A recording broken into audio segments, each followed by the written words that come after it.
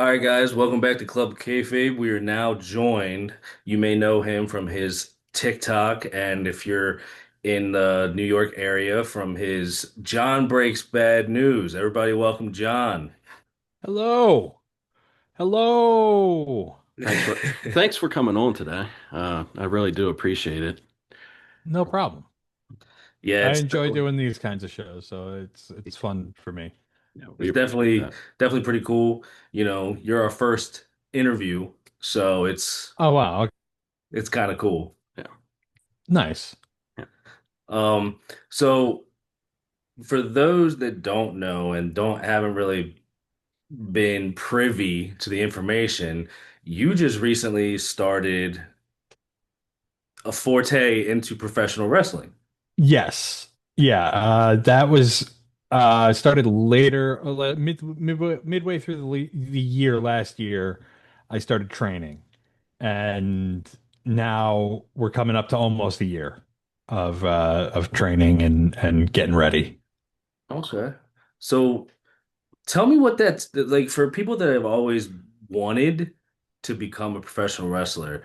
What is it like? I mean, because everybody's always like, "Oh, it's fake, it's scripted, it doesn't hurt, it's not real." Set them straight. Yeah, I mean, like, okay, so the training is hard. It's one of the hardest things that I've done, like physically, in my whole life. It's you're getting thrown around. You're like you're doing like the cardio is the cardio that you have to like be able to do to just get in the ring and run the ropes is different than any other cardio that you could do in your entire life. It's the way that the ring moves under your feet. It's the the quickly turning around and running back and forth and all that stuff. All that training is and then like you in the middle of all that, you're falling on the ground as hard as you can. Right. It's like it's not there's no padding. There's no like everybody thinks that like you're landing on pillows or some shit. It's not that at all. It's there's a thin piece of foam over wooden planks, and it is brutal. It is like you have to be a very specific type of masochist to want to do what we're doing. And I remember the first time I got in the ring and they taught me how to do like a proper bump. I did it and I was like, "Oh, I don't know about this." That shock through your body. Yeah, I was like, like, and they say, they drill it into your head that every bump you take is like taking a car crash at 30 miles an hour. Like that's and that's what it feels like. You feel rattled, and then you got to get up and do it again, and you get up, you do it again, you get up, you do it again, you get up, you do it again, and like you could in a training session, you could in 15 minutes you could be doing 30, 40 bumps, Oh, good Lord. and it's my the guys that I'm very lucky that the school that I'm going to is NYWC. They have like a long lineage of like ECW. It's Mikey Whipwreck is one of the founders of the school. Um, uh, Like, it's a great place to learn how to do things the proper way, safely, and without getting you or anybody else getting hurt. so my like the one question I've had on my mind, every like most people that watch this, they're gonna recognize you from John Breaks Bad News, of Yeah. course. What what made you want to get into professional wrestling? Like, Especially So being such a very popular and successful social media star, Like what made you want to go into busting yourself up? I just say yes to stuff. Well, This the way that this all started was my soon to be tag team partner Ned um hit me up on Instagram last year, and it was the NWA's 70th anniversary show they were doing at the Paramount in Huntington, where I live on Long Island.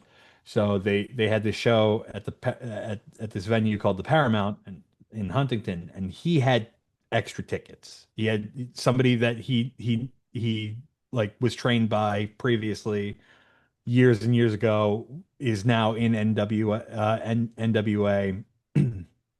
Forget the guy's name, which is rude of me, but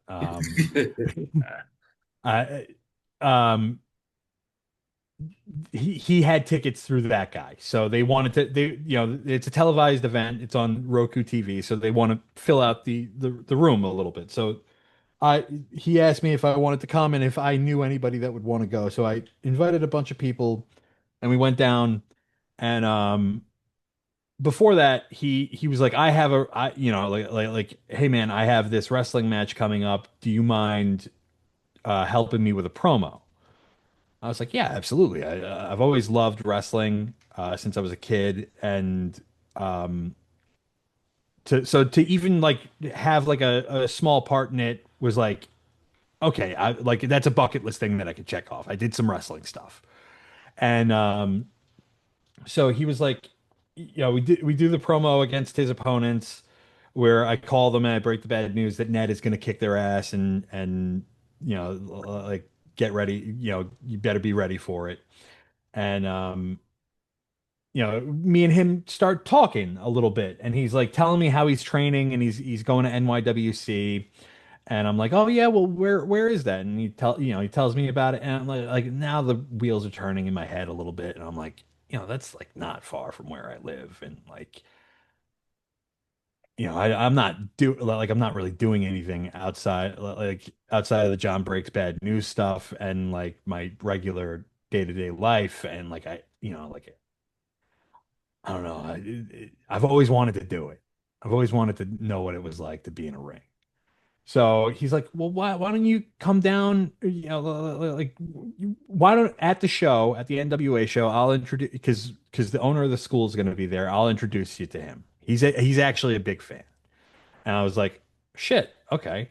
So he introduces me to one of the owners of the school, and um, they invite me down for a training, to watch a training.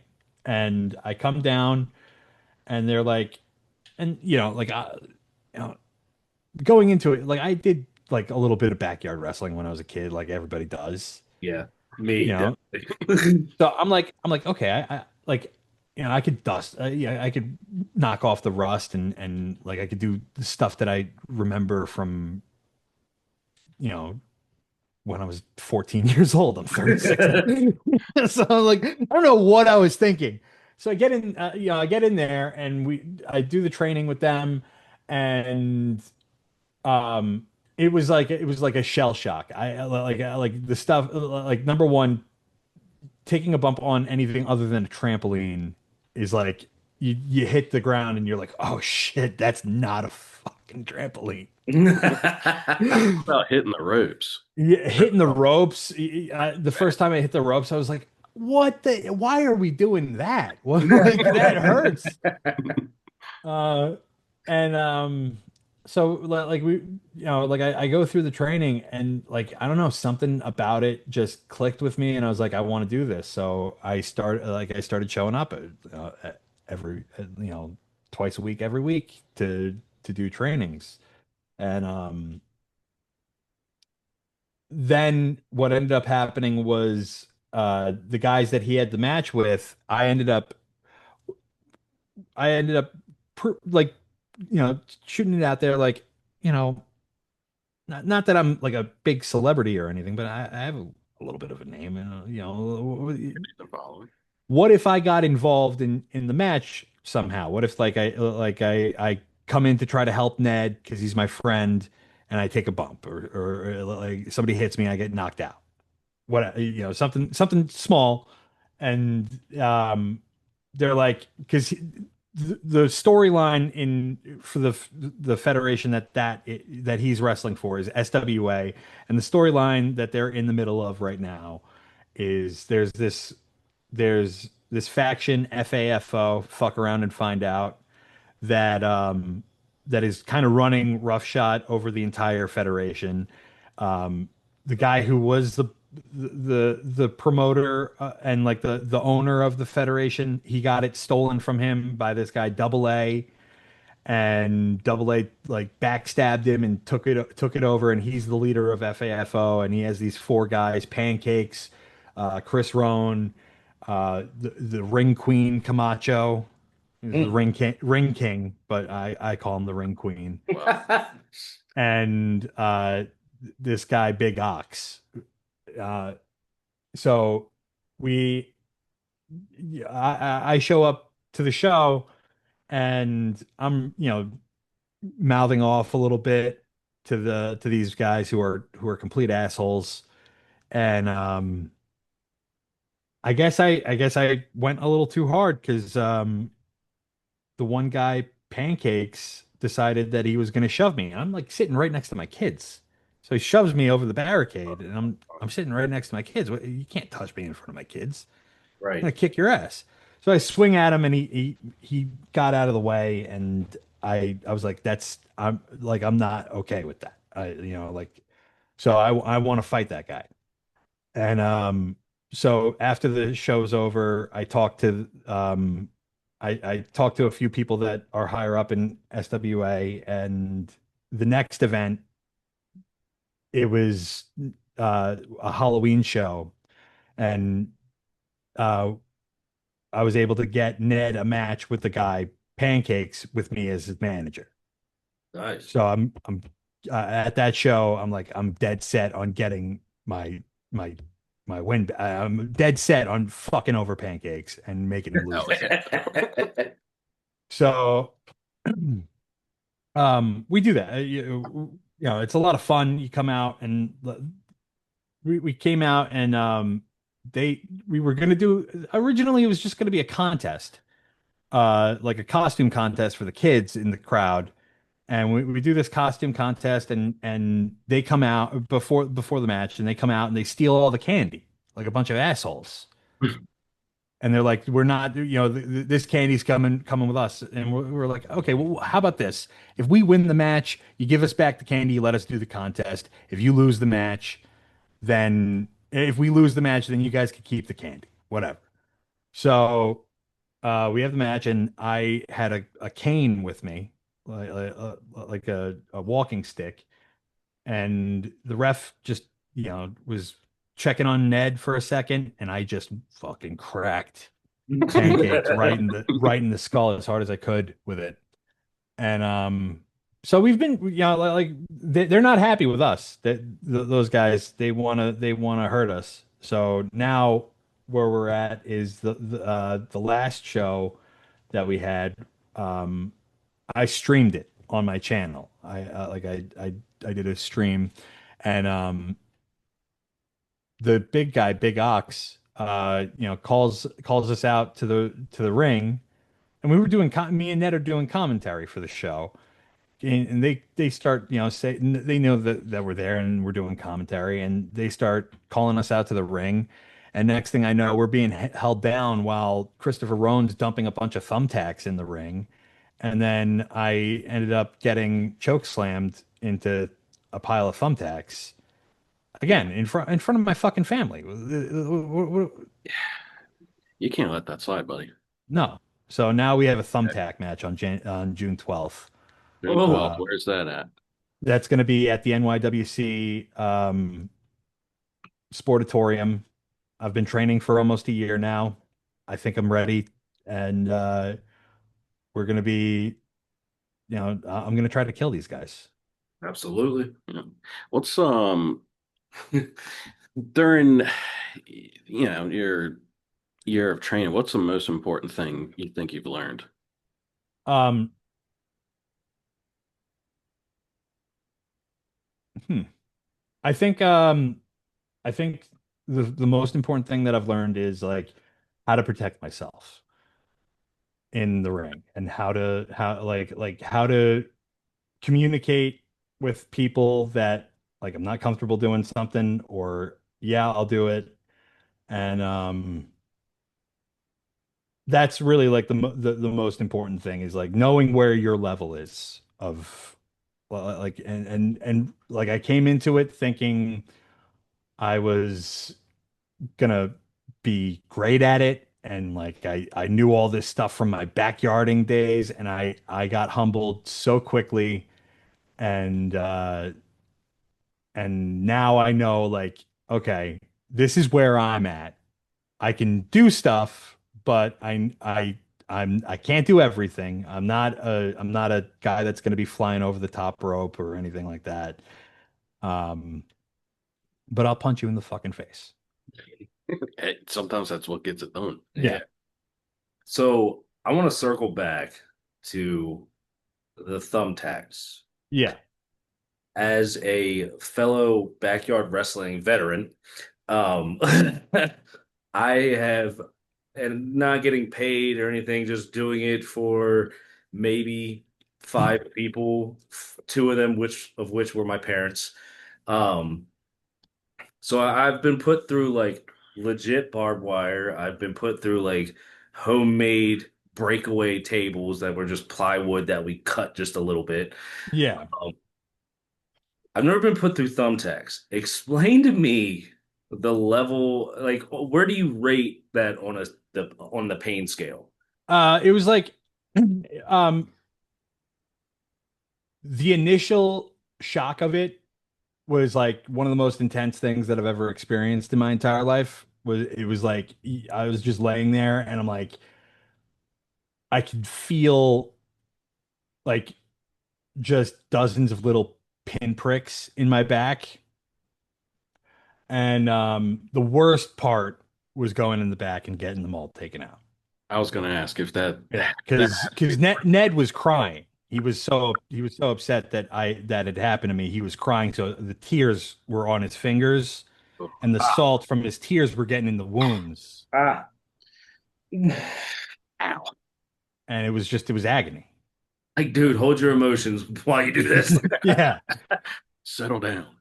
kept on crying and wiping his tears and getting the salt. It was a mess.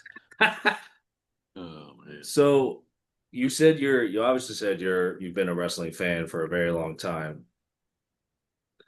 To move away from your budgeting career as a professional wrestler, um, what was the moment that made you fall in love with professional wrestling that you can remember? Yeah. So I the first thing was my cousin. I never really watched like from when I was much younger. My parents weren't into wrestling, so like I never really was exposed to it. But my cousin loved it, and my cousin he's he's autistic, and I spent a lot of time with him when I was much younger. And he had like the wrestling action figures. He had everything, like the ring. He had like all the um like the chairs and the tables and ladders and all the stuff for the like he had like the best setup that I've ever seen as far as like the wrestling toys go. So we would play together with that, but I didn't really know what I was doing. I was like, I watched Power Rangers when I was like that Uh, young, and it was King of the Ring 1998. They invited us over to watch the pay-per-view. They were ordering the pay-per-view, and they ordered like a couple of them every year, not all of them, but they ordered a couple of them. And I remember like half watching it up until they started playing that like dun, dun, dun, and the cell started coming down, Yeah. yes. and I was like, "What the fuck is that?" I And then Foley comes out, and he immediately climbs to the top of the thing. And then I didn't know who the Undertaker was, but this guy comes out. He's got long black hair. He looks like a monster. He's gigantic, and he climbs to the top of that thing. And I'm just watching these two guys beat each other up 15 feet in the air, 15, 20 feet in the air. It's like they're fighting on something the size of my house, and then one of them just gets thrown off. And like from that moment, I was like, I need to watch this every day. I need like whenever this is on, I need to be watching this because this is the most incredible thing I've ever seen in my entire life. And then so that was the moment that I really fell in love with professional wrestling. And that match like changed my brain chemistry. I was like after that I was like I was a I became a lifelong wrestling fan. But again, I still didn't realize that there was anything else out there other than WWF. I didn't even know that WCW was a thing. So, because they didn't, he didn't watch it and I watched what he watched. So, um, it wasn't until like really the last like 15 years that I even realized that there was an indie wrestling scene. Or how to watch it. I knew that it existed, but I didn't know how to get my hands on tape or anything like that. But now, like, they have IWTV, which like it's $10 a month, and you get like every indie promotion on the face of the planet, and it's awesome. So you can just watch everything all the time. So I spend a lot of time watching that. Sounds like a Um, streaming platform. I didn't know that existed either. So Thank you. Yeah, IWTV. It's incredible. Like they have GCW, they have CZW, they have fucking everything. He's They floored have by it. you could find specific matches of just like indie matches of Daniel Bryan, Bryan Danielson, um like all the guys that you like Generico and Steen. You can find all that stuff in their backlog of tape that they have on that thing, and it's like it's awesome. It's one, the best $10 I spend a month. I do that. Uh, it, What is Netflix? all right. Yeah. Who do you think you would compare your wrestling style to? Oh, I to even say that I have a style is so like You're just throwing it out there. it's so You're your own style. I wouldn't even say that I've had exactly one match. I've had exactly one tag team match that ended in 30 seconds. Or- Because I got choke slammed immediately and I lost.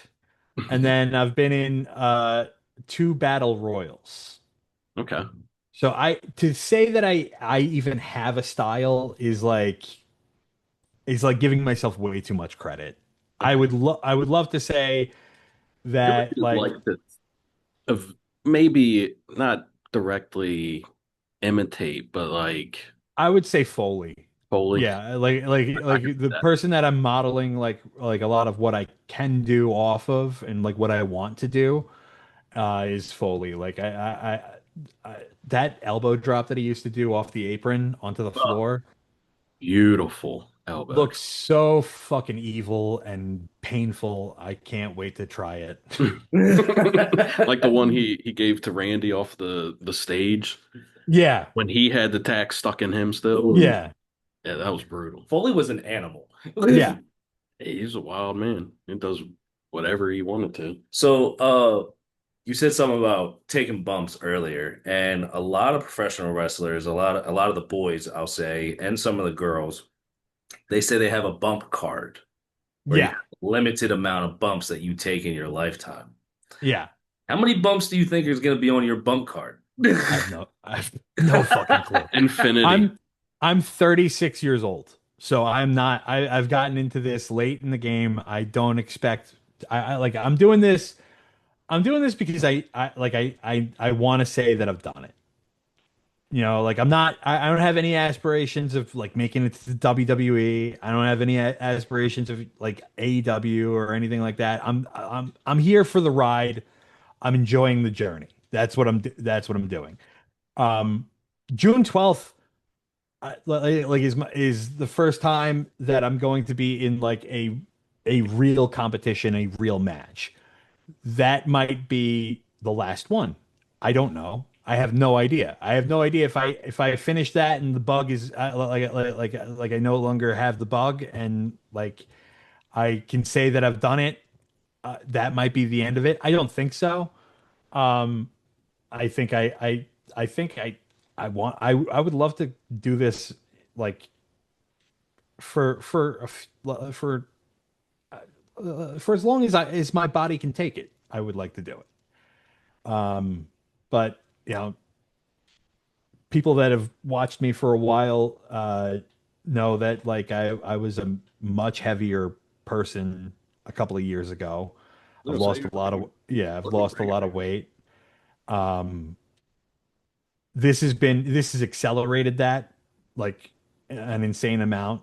So like it's been good and healthy for me. I mean, like I can say I'm pretty lucky that I've made it to this age and I don't have a lot of aches and pains to complain about so far. So I think I have like I have like a lot left in me. So I'd say I don't have an exact number, but like if I could do this until I'm 45, That'd be awesome. That'd be that awesome. would be, like that would be something. I'd love to say that I could do this until I'm 45. That'd be fun. Put a few championships under your belt and everything. Yeah, yeah. Do something with Yeah. it. Have like some cool stories to tell. That's really like what I'm looking for. I'm not looking for anything crazy. That's commendable, man. I mean, you said you're 36. Like I myself, I'm 35. I've always wanted to be involved in professional wrestling. Well, you are. You're doing a professional wrestling podcast. Yeah, So that's I want to get in the ring. of course. Yeah.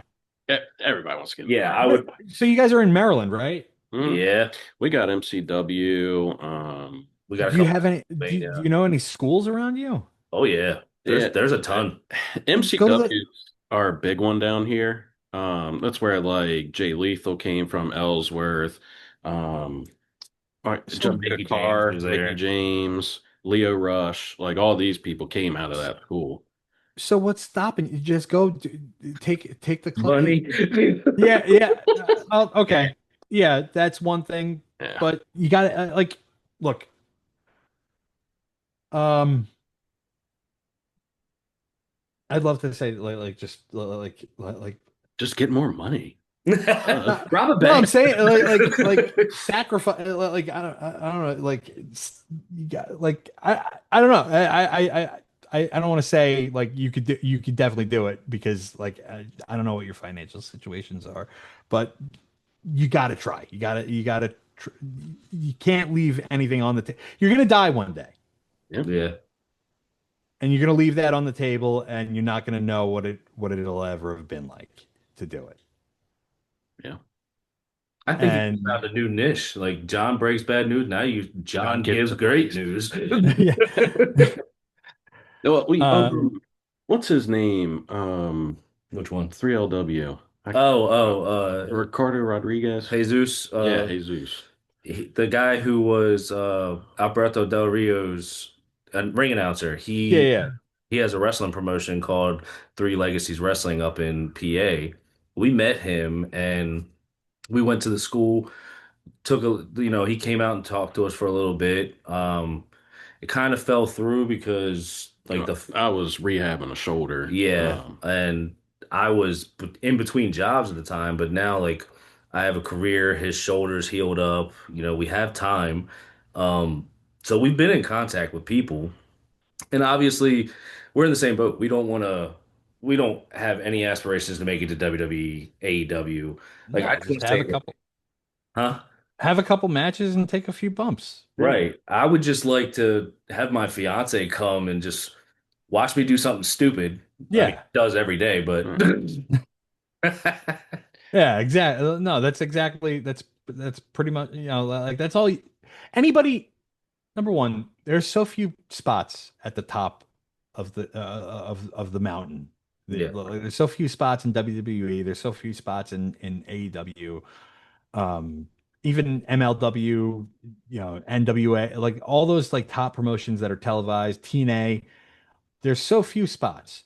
If you get into this and your thought is like obviously have dreams, obviously shoot for the fucking moon.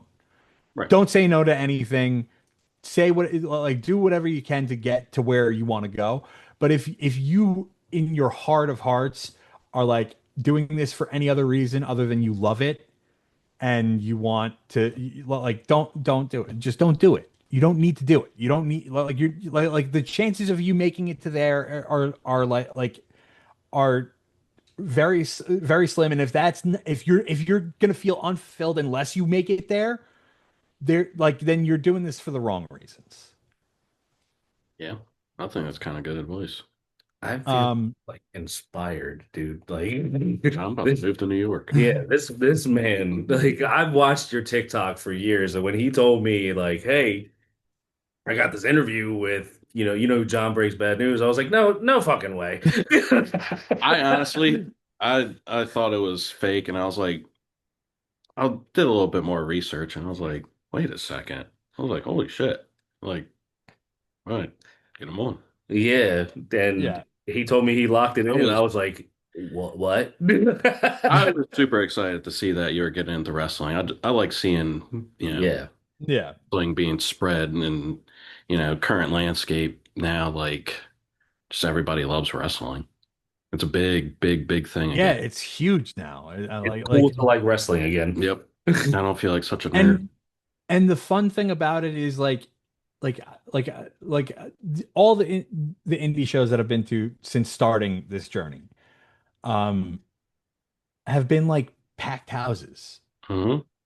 And it's like I used to be like I've been in bands before, man. Like to get people to come out to anything is like a is Especially like death a metal. night it's a nightmare trying to get people to come see you do something is like so hard. But like the moment that you're like, yeah, I'm doing wrestling now, everybody's like, when can I come see that? And it's like it's never been easier for me to be like, yeah, come down Right. and and see this spectacle that I'm going to be putting on. You're getting slammed into thumbtacks. Yeah, I hope Yeah. you're not squeamish.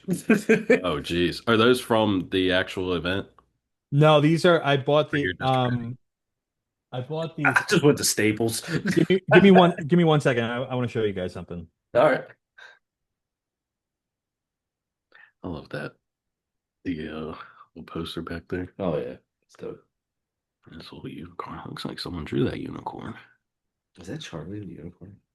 I hope so. Probably. Obviously, edit this out. I'll keep it. He's back. He's back. Oh, Oh, So this is sick fuck. You sick fuck. this is something that I've been working on a little bit. I have a couple of ideas for the 12th Oh that I'm my. Oh my. and I also have a couple of I want to make a thumbtack mask. So I bought a Ooh. 2000 thumbtacks and I'm covering this bat with thumbtacks and then I'm gonna do a thumbtack mask and I know Ned wants to get a pair of Hulk hands, so we're gonna Oh, cover those in thumbtacks. That's diabolical. Yeah, I mean like it's a thumbtack match, so we got to I bring some mean, thumbtacks. it's very creative ways. I think the Yeah. thumbtack mask, I don't think I've ever seen that, and I think that's gonna be That's gonna be vicious. nuts. Yeah, I'm excited for that. I can't wait to see how it turns out because I'm doing it. I've never done I'm not a big craft guy, but There's a whole nother level of crap. yeah. This But is so I'm gonna hurt you, crafts. so making DIY murder weapons. yeah DIY torture devices are like the crafts that I'm into right now. I like it. I like it So, a lot. we're getting to the tail end of it, obviously. So obviously the show is called Club Kayfabe. Yeah. We honor kayfabe. We love it. We love gimmicks.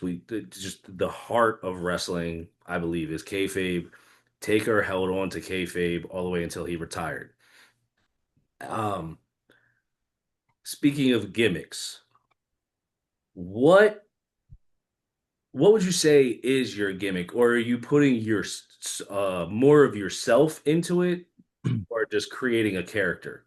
So I'm a podcaster who is in over his head. It's a great character. Okay. Um, I'm Jake Paul, but without any of the athletic ability. Logan Paul without any of the athletic ability. Um,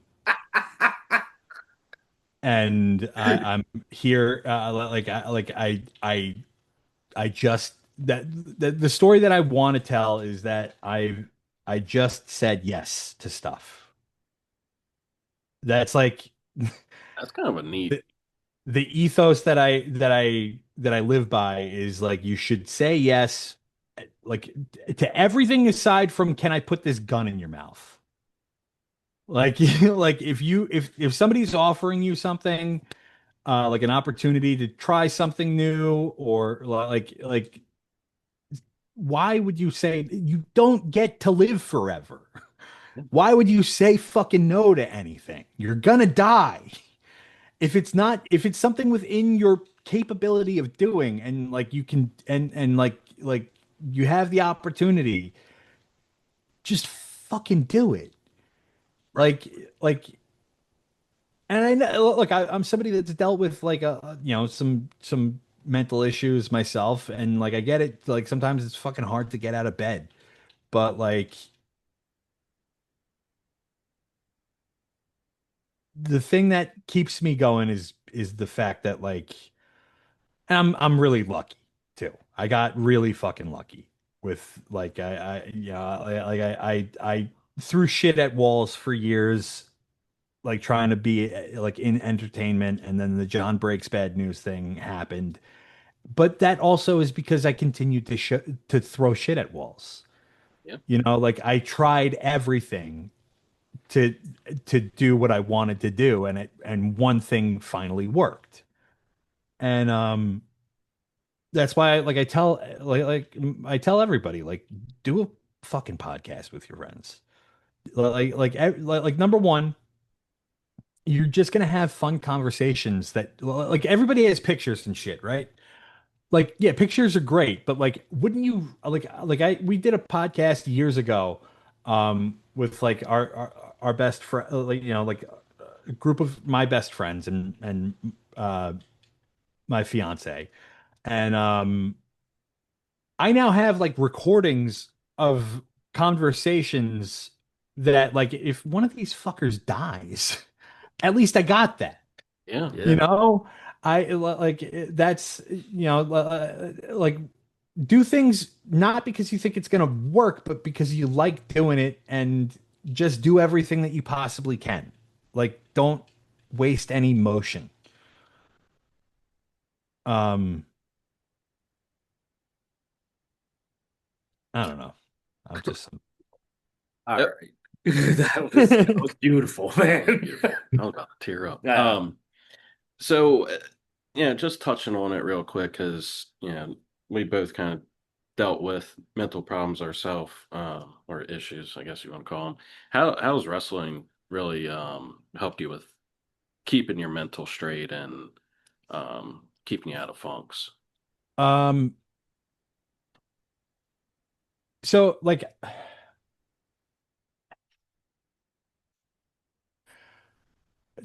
physical fitness has always been something that I've wanted to achieve, but I've had nobody else to keep me accountable. Yeah, So same. like it's like going to the gym and like do and working out. It's like a very solitary thing, and like obviously like some people have gym buddies, but like you could tell one guy that like you're not gonna. I'm not feeling it today. But you gotta like for me, I gotta like tell 20 guys like I'm not coming today. And Yeah, it's like I can't tell 20 guys I'm not coming today. then I they're all gotta gonna go. jump Like on so you. I've the last couple of weeks I've banged up my shoulder, and I had to sit out for a couple of weeks. But like the moment that I felt okay to get back, I was like I'm in it 100% again. So like the motivation and like the idea of letting down people um is like has kept me straight. Um, and also like just physically getting out there and doing something that physical is It's good for you. It's good for your mental health to to like get thrown and like lift up heavy guys and throw them around a little bit. Yeah, I think so too. Two meaty men slapping meat. Yeah. All right, so the last thing we need done. This is a new thing that we're doing for our interviewees. We, especially you, we need John Breaks Bad News to break some bad news to his opponents for June 12th. Oh, jeez. Pancakes, Oh, I'm sorry. Christopher Roan. No, you're okay. Go ahead. I'm gonna shove this bat up your asses, and I'm gonna twist it, and I'm gonna keep twisting it like a fork in a plate of spaghetti. And I'm gonna ball up your intestines, and I'm gonna share them with the crowd. Like the great job. I hope they hear That's my bad news for you. that. I hope they hear that.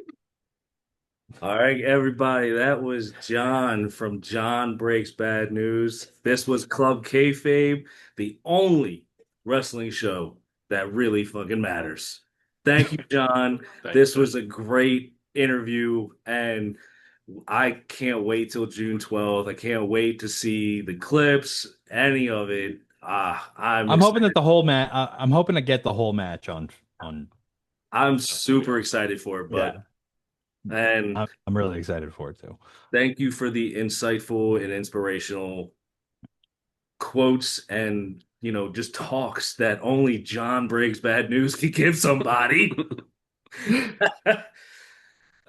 All right, guys. We All love right, you and we'll see you next time. love you. Bye. Say it back. Say it back.